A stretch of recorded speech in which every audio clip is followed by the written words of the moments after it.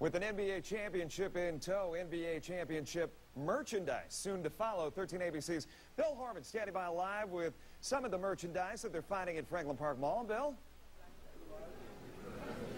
When your team wins the championship, you have to show your pride and support, particularly after 52 years without a championship. This is the Dick's Sporting Goods store in Franklin Park Mall. It's the only one that has the championship gear. Everything for I think that looks great. What do you think? I love it. Going to the parade on Wednesday. Do it. They've probably just landed in Cleveland, so awesome. It's going to be a big time. And the Hats. Indians are winning too. Isn't that something? Indians, it's all Cleveland. We'll see how the Browns do, but you can buy T-shirts, you can buy towels.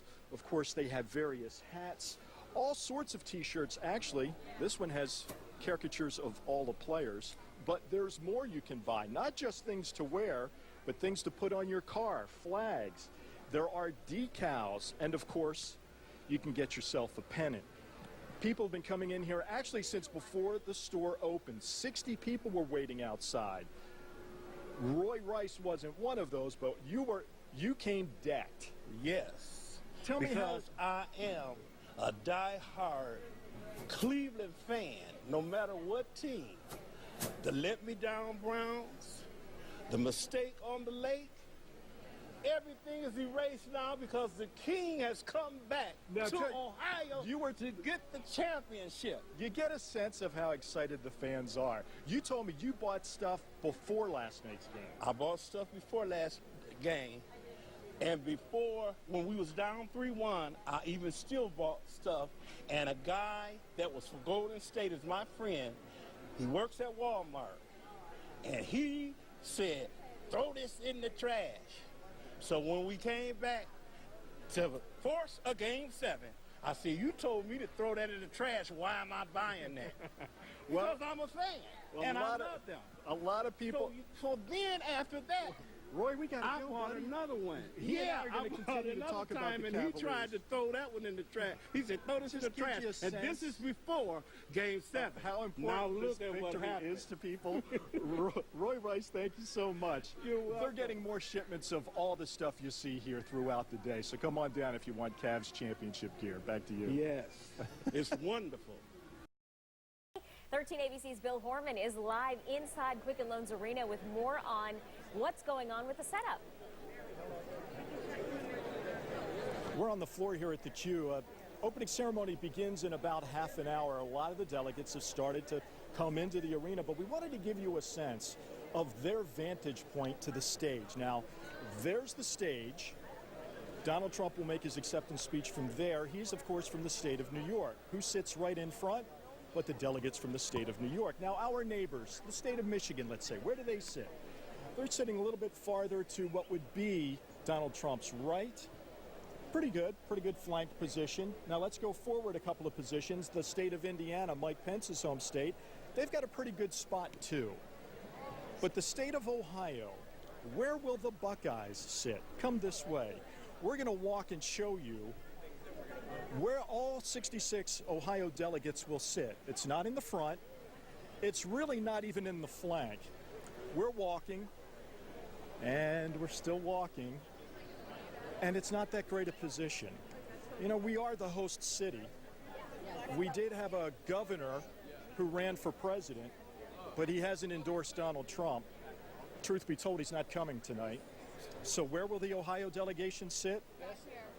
We're going to sit right here. Excuse me, sir, if I may. This is where the Ohio delegation will sit. They'll get a really good, Chris, take your seat. They'll get a really good earshot of Donald Trump and all the other speakers. This evening is the first of what will be 4 themes. The theme tonight is Make America Safe Again. Rudy Giuliani will speak. Actor Scott Baio will speak. Melania Trump, the candidate's wife, will speak tonight. And then Senator Tom Cotton from Arkansas. We ran into him this morning, asked what he'll say on that stage. Here's what he told us. I'm going to be talking about our troops and how they serve us and how we need to do a better job of serving them. What do you think of the Trump-Pence ticket? Oh, watch out, guys. You guys okay? What do you think of the Trump-Pence ticket?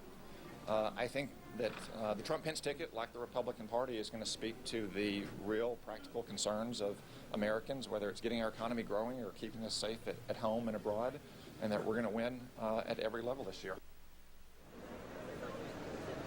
Okay, so we're close, but we're off to the side. Ohio's an important battleground state, and it is the host state, but it did not vote for Donald Trump. The states that voted for Donald Trump have slightly better positions. There are some no-shows. The President's Bush will not be here. John McCain, Mitt Romney, Bob Dole will not be here. Bob Dole's 92 and not in great health.